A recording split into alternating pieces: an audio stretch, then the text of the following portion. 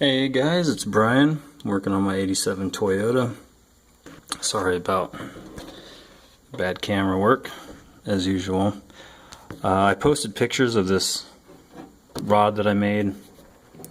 It's working pretty well, but it keeps popping out of the little plastic retainer clip, just kind of like this black door rod clip. I bought an assortment of them. I didn't know what size I was going to need. This one ended up fitting, but it's still a little bit loose, so it'll pop out every once in a while. And you can kind of see it doesn't fit right. So I have a zip tie on it for now, just temporarily. When I show you the picture of this rod, let me try to get in there. It's got a long slot in the middle. The resting position is all the way at the top, so when you pull the outside door handle, you know, it does that number. And the reason you need that slot, because I rigged something up before and it didn't work. I was no longer able to open the door from the inside or the outside, but all the linkage was hooked up. Basically, this allows you to use the inside door handle without moving or getting caught up on this rod.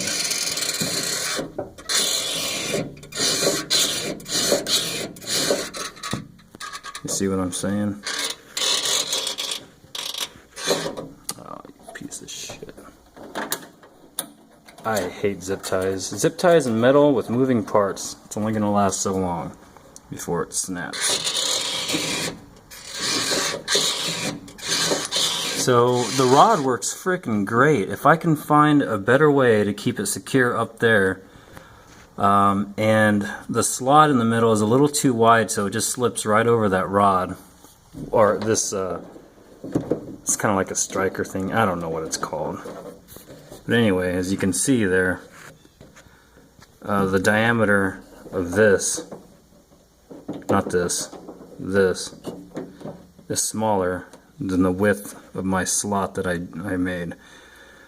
Maybe I'll go through the trouble and make one with a little small. Well, you can't. See, another pain in the ass is there's no way that I can find to take this off so that you could slip this rod mechanism over and then put this back on to lock it in place. Otherwise, you know, it'll just pop right out.